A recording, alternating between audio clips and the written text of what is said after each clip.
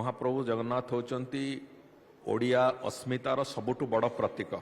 आम संस्कृतिर भी आम धरोहर भी आम जीवनचर्यार भी सबुथिरे महाप्रभु जगन्नाथ होचंती गोटे बड़ सबुठु बड़ प्रतीक। महाप्रभुंक दर्शनार्थी संख्या गत 3-4 वर्ष धरिकी धीरे धीरे धीरे धीरे बढ़ुची। आज आमर जो आकलन अच्छे आज तारीख रे साधारण जो वर्किंग डे रे काम माने जो छुट्टी नथिबा दिन रे पाखापाखी 60-70 हजार लोक महाप्रभु को दर्शन कर। छुट्टी दिन शनिवार रविवार ठू आरंभ करी अलग छुट्टी दिन थिले पाखापाखी लक्षे लोक दर्शन कर। मंदिर कैपेसिटी होची गोटे समय रे मात्र 5,000-5,500 लोकों को मंदिर आकोमोडेट करि परियो। ताटू अधिक संख्या हेले से मंदिर भितर स्टाम्पेड हो। तेणुकरी आमे सेइतपई थाक थाक करिकि छाड़िबा आरंभ करिथिलु। सेथिरे समस्या होची जे लोक लंबा समय धरिकी अपेक्षा करबाको पड़ुछि। तापरे आम भगवानकर आउ गोटे कथा अछि जो नीतिकांति जो प्रकार रे थाए एथिरे महाप्रभुंकर बल्लभ समय रे बंद हबो, महाप्रभुंकर वेश परिवर्तन समय बंद हबो, महाप्रभुंकर अलगा किछि नीतिकांति अछि जो गुडिक लोकंक सामना रे ही परिबनी बंद हबो। तेणु करी अलगा मंदिर मानकरे धरंतु श्री बालाजी मंदिर एवं अन्य अलगा मंदिर मानकरे तांकर थरे सकाळे महाप्रभुंकर स्नान हेकि ठाकुरंक सजा कर सरला परे पूरा दिन सारा लोक भक्त आसिक दर्शन करूथांती। किंतु एठी आम क्षेत्र रे पाखापाखी प्रतिदिन 4-4.5 घंटा महाप्रभुंकर दर्शन कौन से ना कौन सी नीतिकांति जोगु सेटा संभव हुए ना। तेणुक जितेबाला नीतिकांति चली आमे चेष्टा करिछु ताकू एलईडी माध्यम रे सामना रे विभिन्न जगार गुंडीचा मंदिर पाखे समुद्र कूल ताकू प्रदर्शित करने पार्किंग पाखे प्रदर्शित करने जे यही समय रे दर्शन बंद अच्छी एतिके पुणी दर्शन आरंभ हम एटा भक्त मान सूचेबा किंतु ता सत्वे भी अनेक भक्त से मैंने आसिक अपेक्षा करती कहीं आम आग जाकि दर्शन करूँ बोली से समस्या को एबे दूर करने को किसी रास्ता आम करने जाऊँ। गोटे बड़ समस्या थिला आगुरु जे जो नाट मंडप रे जोटी दर्शन करते बाहर काठ पाखे सेठी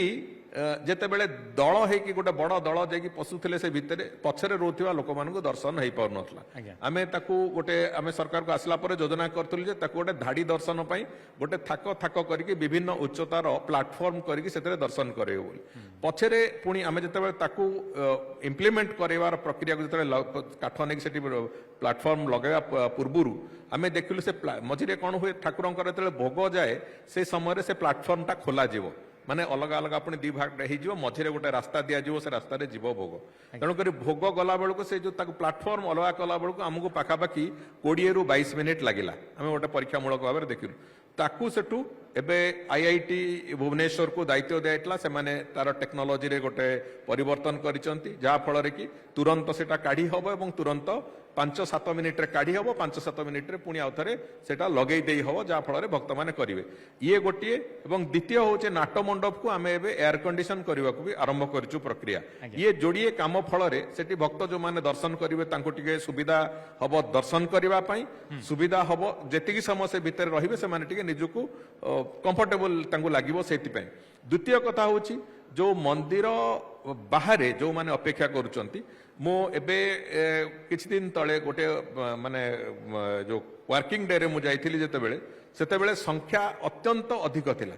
मु से देखिला परे मते लागिला जे लोक जेते बेले पार्किंग रे गाड़ी रखिकी चल चली आसुचंती बड़दांड रे से जो प्रक्रिया खरा दिन आसुची तेणुकर आमे चिंता करछु ताकू पूरा गोटे सेड भली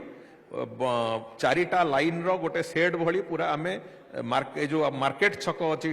बड़दांड रे से पर्यंत सेटा को परिव्याप्त करदबु सो दैट लोक जे जीवासिया करूथबो से लोकन को अंतत छाई टिके मिलिबो से भितर पंखा लाइट पानी पानी व्यवस्था कराई जिवो एवं से माने सेतिकी बाट अंतत बहुत कंफर्टेबल न हेले भी साधारण भाव में टिके तांको आराम मिलिबो सेति पे गोटे व्यवस्था करा होची एवं दर्शन को आमे आहुरी श्रृंखलित करबा पई धीरे धीरे ऑनलाइन स्लॉट बुकिंग रो भी व्यवस्था करबा आरंभ करबा को जाउछु। ऑनलाइन स्लॉट बुकिंग हेले अंतत जो होल्डिंग जगह गुडी कथिबो सेठी जने स्लॉट तार बुक करके से तार सेठी जाई अपेक्षा करि परिबो जहा फल रे कि एई भली गुडी कथा आमे करबा को जाउछु जहा पर जे बाहरु आछंती विभिन्न अंचल रु जाउचंती सेमानंकु अंतत महाप्रभु को दर्शन करिवारे असुविधा होबो नाही सब भलरे आसिकी दर्शन करके महाप्रभु को निजर प्रार्थना करके जिबे सेति पई गोटे चेष्टा चली।